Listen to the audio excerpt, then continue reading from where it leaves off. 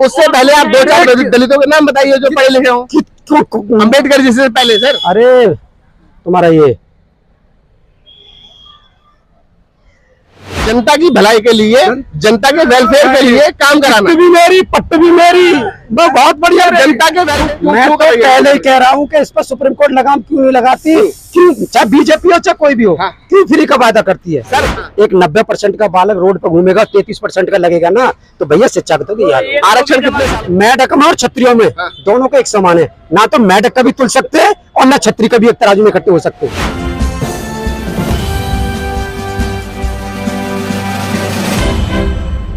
देखिए, आप गरीब जनता की बात करते हैं, ठीक है। अभी रूस और उसका यूक्रेन का युद्ध चला था, मोदी जी ने रुकवा दिया था। अरे सुन लो, पहले मेरी बात सुन लो। मोदी जी ने तो वो काम किया है कि शायद अमेरिका के और इसके सिवा में किसी के पास नहीं है। एक अपना जो यूपीआई रुपया जो कार्ड चलाया है, आज रूस का क्यों पैकपुट पे आना था, उस समय अमेरिका ने अपनी सपोर्ट रोक दी थी, क्योंकि उसके पास यूपीआई लेने का श्रेय किसको जाता है? किसको जाता है भाई? जो गवर्नमेंट कर रही है उसको जाता है, जो गवर्नमेंट कर रही है उसको जाता है। इसमें डॉक्टर मनमोहन सिंह का कोई हाथ नहीं है। देखो जी, उनका हाथ है या पैर है, सब कुछ है, लेकिन अपने शासन में क्यों नहीं कर पाए? टीचर हैं आप, टीचर हैं, आपको जानकारी होनी चाहिए सर। अपने शासन काल में क्यों नहीं कर पाए? वो 10 साल जो डिजिटलाइजेशन का जो नीति है, जो यूपीआई की जो शुरुआत है, वो कांग्रेस के जमाने से डॉक्टर मनमोहन सिंह ने किया। जितने भी बाईपास सब कुछ है, ये सारे के सारे कांग्रेस के शासन काल के हैं। तो क्यों लटके रहे भाई? 70 साल बोल रहे, 10 साल बोल रहे, क्यों लटके रहे? क्यों नहीं किया? कम से कम उन्होंने उनकी नकल करके किया तो सही, लागू तो किया, करना चाहिए था, क्यों नहीं किया उन्होंने? लेकिन सड़क पे चलने के लिए सर टोल भी तो देना पड़ता है। अच्छा, फ्री में करोगे सब काम?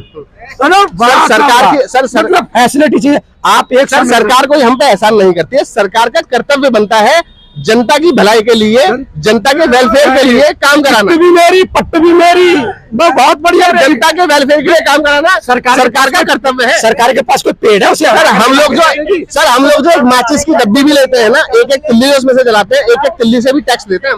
अरे एक बात भाई, सर सरकार को जेब से नहीं खर्च करती है। मैं एक कह रहा हूँ, जनता का ही पैसा। तो बीजेपी उसने कांग्रेस ने क्यों नहीं खर्च? जनता के पैसे से ही सड़क बना दिया, तो उसमें से टोल क्यों वसूल रही है सरकार? एक बात बताइए, वो अगला विकास कहाँ से करेगी? अगला विकास सर, और जनता टैक्स भी तो दे रही है ना, तो टैक्स दे रही है, लगा रही है। आप ये देखिए, कहाँ टैक्स अगर टैक्स का पैसा सड़क पे लगा दिया तो टोल भी ले रही है। अरे मेरी बात सुन लीजिए, कांग्रेस के शासनकाल में, सपा के शासनकाल में, किसी के भी शासनकाल में, आप मुझे इतना रोड का स्ट्रक्चर बता दीजिए, किसी के साथ, लेकिन नीति उन्हीं की थी, लागू क्यों नहीं कर पाए? जिसने लागू किया सर नीति, सर देखिए, नीति 2 तरीके की होती है। मान के चले मैं आपको कोई सुविधा दूं और उस सुविधा के बदले में आपसे पैसा ले लूं। दूसरी सुविधा है कि मैं आपको सुविधा दूं और उससे आपको कोई पैसा ना लूं। जैसे कि दिल्ली में जो केजरीवाल की सरकार है, बिजली फ्री, पानी फ्री, इलाज फ्री, शिक्षा फ्री, और महिलाओं के लिए बस में यात्रा फ्री। आप कहेंगे कि ये फ्री की नीति खराब है। अगर फ्री की नीति खराब है तो बीजेपी के मैनिफेस्टो में 300 यूनिट तक बिजली फ्री और पंजाब में 450 का सिलेंडर, ऐसे मैनिफेस्टो मैं तो पहले ही कह रहा हूँ कि इस पर सुप्रीम कोर्ट लगाम क्यों नहीं लगाती, क्यों, चाहे बीजेपी हो चाहे कोई भी हो, क्यों फ्री का वादा करती है? सर केजरीवाल ने दावा किया है कि अगर हम लोग बिजली अगर फ्री में दे रहे हैं तो हम अपनी जेब से नहीं दे रहे हैं, जनता का पैसा जनता पे ही खर्च हो रहा है। तो वहाँ तुम्हारे रोडवेज वाले उनको वो काम मिल रहा है? तो सर रोड का पैसा अगर हमारे ऊपर खर्च हो रहा है तो रोड पे चलने के लिए हमसे पैसा क्यों लिया जा रहा है? अरे वो वहाँ वेतन कहाँ निकल रहा है? और अगर आप रोड पे चलने के लिए पैसा खर्च करते हो तो इसमें सरकार की उपलब्धि नहीं है। तो किसकी उपलब्धि है? क्योंकि सर जो पैसा देकर अगर हम सुविधा ले रहे हैं तो हम सरकार को क्यों चुनना है? किसी पूंजीपति को चुन लीजिए, किसी बड़े बड़े बिजनेसमैन। पैसा तो देना पड़ेगा। अच्छा, पैसा तो देना पड़ेगा।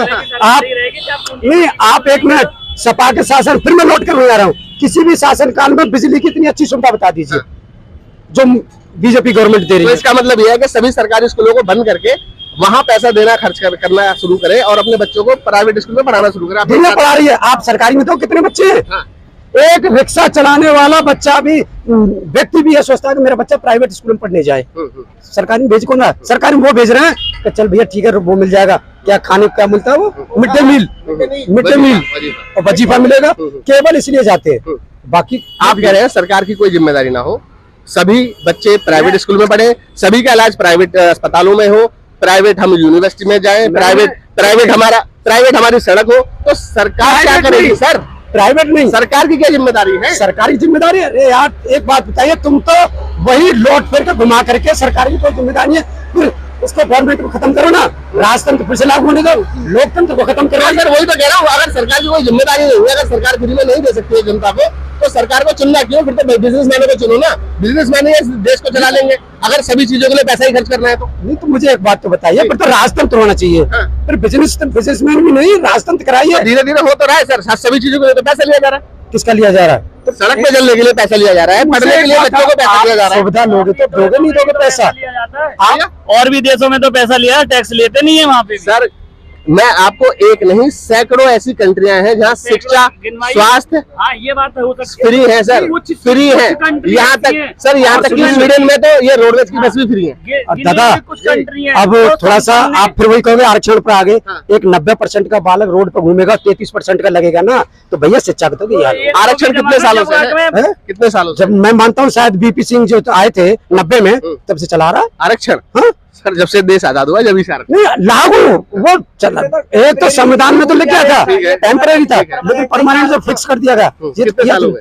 90 से हुआ है बिल्कुल, बीपी सिंह शासन काल से। कितने साल हो गए? अरे लगा लीजिए 90 से 34 साल, 24 साल। हाँ जी सर, हजारों सालों से पहले जो आरक्षण था, उन 1000 साल के आरक्षण को अगर आप आंकड़े में नापोगे इस 35 साल के आरक्षण से, तो इतना सभी नजर नहीं आएगा। अरे यार एक बात नहीं, आप आरक्षण नजर नहीं, आपको है ना पकड़ करके बोलना और उसमें नजर नहीं आता, लेकिन आप पब्लिक से पूछिए ना, हम भी उसी के पहले पढ़ाई पर जो 100% आरक्षण था वो सिर्फ शरणों का था, लेकिन जो दलित थे उनको पढ़ने का अधिकार भी नहीं था। किसने, कौन कहता नहीं था?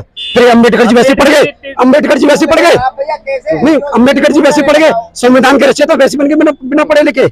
अम्बेडकर जी पढ़ गए, सिर्फ अम्बेडकर जी। अरे उससे पहले आप 2-4 दलितों के नाम बताइए जो पढ़े लिखे हो।